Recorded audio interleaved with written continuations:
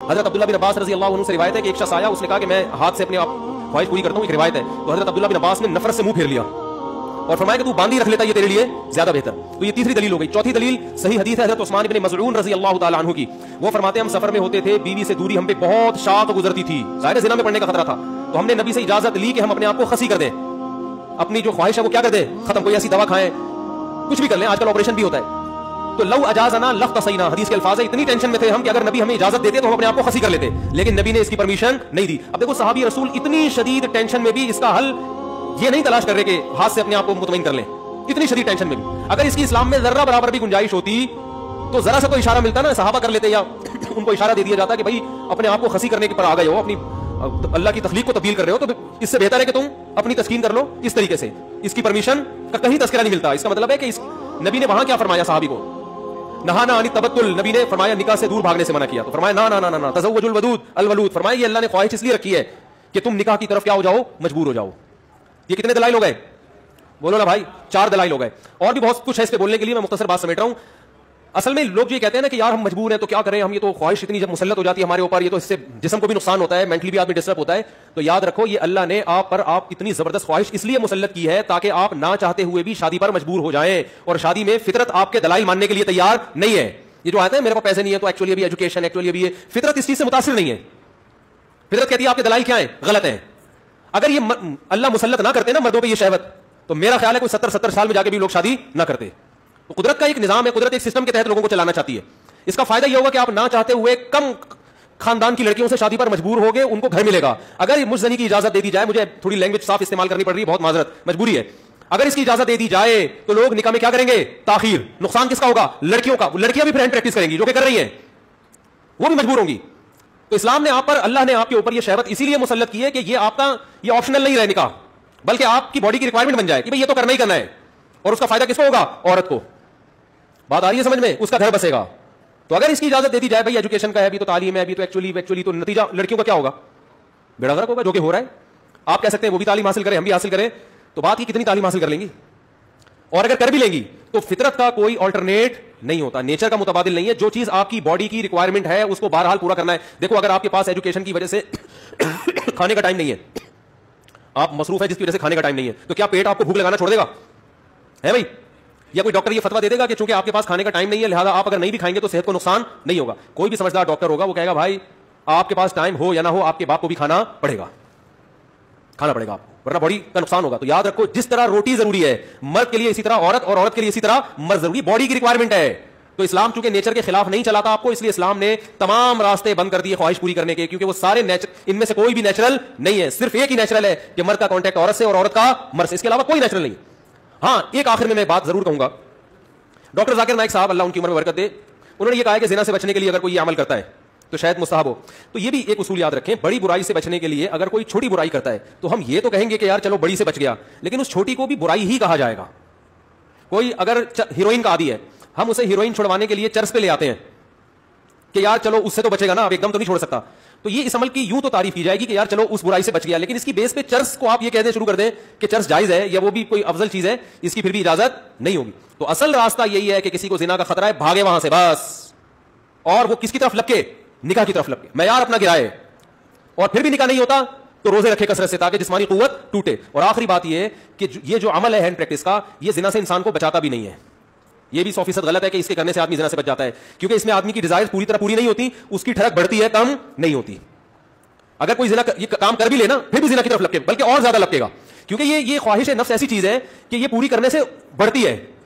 آپ کی جو دل کی خواہش ہے نا, نفس کی خواہش, یہ پورا کرنے سے کم نہیں ہوتی بلکہ بڑھتی ہے. جو اپنے آپ کو روکتے ہیں تو ان میں تو کنٹرول میں رہتی ہے, جو نہیں روکتے ان کے کنٹرول سے باہر ہوتی ہے. یہ تو یہ حل بھی نہیں ہے, یعنی میڈیکلی بھی یہ حل نہیں ہے زنا سے بچنے کا کہ یہ کام کرو. جو جتنے بڑے بڑے زانی ہیں پہلے انہوں نے یہ کام کیا, اس کے بعد جا کے زنا کی طرف گئے ہیں, اور جنہوں نے اپنے آپ کو اس عمل سے بچا لیا وہ زنا سے بھی بچے رہتے ہیں. تو زنا سے بچنے کا جو قرآن میں اور احادیث میں ہمیں طریقہ ملتا ہے, جیسے یوسف علیہ السلام تھے, ان کو عورت نے دعوت دی زنا کی, وہ بھاگے ہیں, بس نکلنے کی کوشش کی انہوں نے وہاں سے. تو اصل حل اس کا یہ ہے. اور آخری بات یہ کہ یہ میں مانتا ہوں بہت سارے نوجوانوں کے حالات سامنے آئے ہیں جو اس لت, اچھا یہ بھی ایک فالٹ ہے اس میں, یہ عمل ایک دفعہ ہوتا نہیں ہے.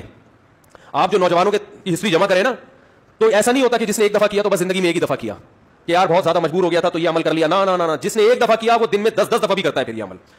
اس کو ایسی حص اس کی بڑھ جاتی ہے اور ٹھڑک بڑھ جاتی ہے کہ پھر یہ معاملہ اس کے کنٹرول سے باہر نکل جائے. وہ 100 بار توبہ کرے گا, 100 بار توبہ توڑے گا وہ, تو یہ پریکٹیکلی بھی ممکن نہیں ہے کہ کوئی اپنے آپ کو بچانے کے لیے ایک دفعہ یہ عمل کر لیا تو اب سکون میں آ گیا. نا نا نا نا, میرے پاس جو نوجوان آتے ہیں ان کی ہسٹری میں آپ کو بتاؤں وہ کیا کچھ. ایک صاحب کی 2 بیوی, اچھا ہاں یہ بھی بتا دوں, جب یہ لت زیادہ پڑتی ہے تو پھر یہ بیماری شادی کے بعد بھی نہیں چھوٹتی, یہ بھی ذہن میں رکھیں.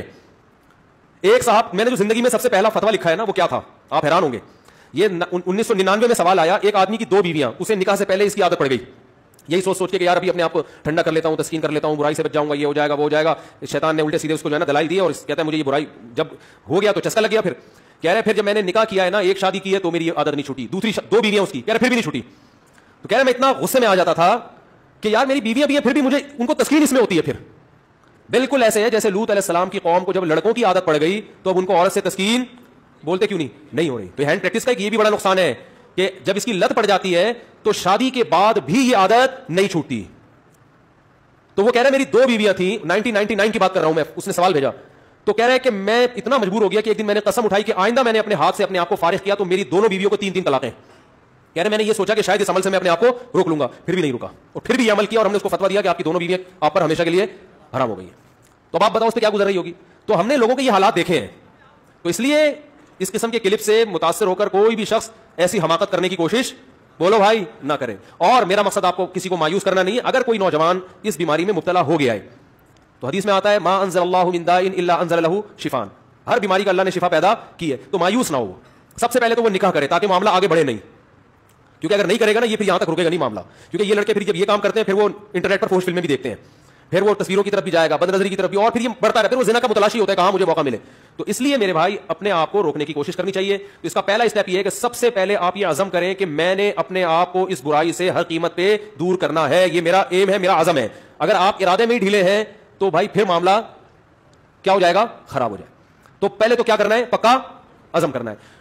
اب دوسرا علاج کے طریقے دریافت کرنے آپ نے. سب سے پہلا کام یہ کرنا ہے کہ انسان کو جہاں برائی کی عادت پڑتی ہے نا وہاں برائی چھوٹتی نہیں ہے. آپ کی کوئی خاص ایسی جگہ جہاں آپ سونے کے لیے لیٹتے تھے اور وہاں پر آپ پہ یہ شہوت کا جنون چڑھتا تھا تو اپنا ٹھکانہ وہاں سے کیا کر لو, چینج کر لو. رات کو سونے سے پہلے مطالعہ کر کے سو. کوئی اپنے سرہانے کتاب رکھی جائے, جو نوجوان خدا نخواستہ کوئی اس میں مبتلا ہے تو اس کو بتا رہا ہوں میں, اپنے سرہانے کیا رکھیں, کوئی دلچسپ کتاب رکھیں.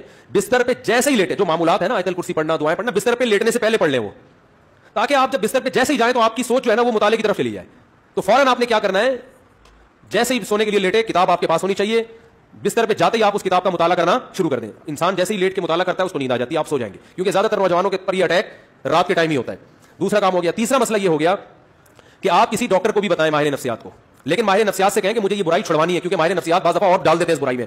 ایسے نفسیاتی ڈاکٹر بھی ہیں, کہتے ہیں اس سے کوئی نہیں, ڈپریشن کا علاج ہے. اور بھائی ساری ڈپریشن کے اور بہت سارے علاج ہیں دنیا میں, وہ علاج وقتی ہے, جیسے سٹا لگانے سے نا وقتی طور پہ ٹھیک ہو جاتا ہے.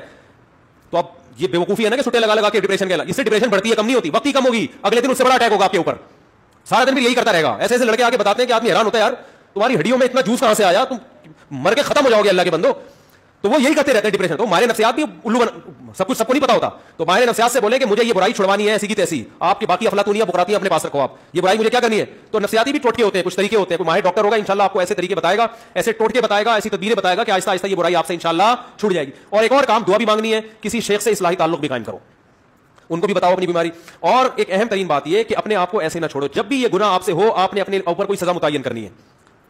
2 روزے 3 روزے یا 1 روزہ یا 1 ہفتے کا روزہ, یہ سزا دینی ہے اپنے آپ. وہ ہر آدمی کا کے حساب سے مختلف ہوتی ہے. صدقہ بھی کرنا ہے, تاکہ اس کا فائدہ یہ ہوگا کہ دیکھو یہ ایک دم نہیں چھوٹتا گناہ, یہ آہستہ آہستہ ہی چھوٹے گا. اس لیے مایوس نہیں ہونا کہ اتنے سارے ٹوٹکے اختیار کیے پھر گناہ ہو گیا.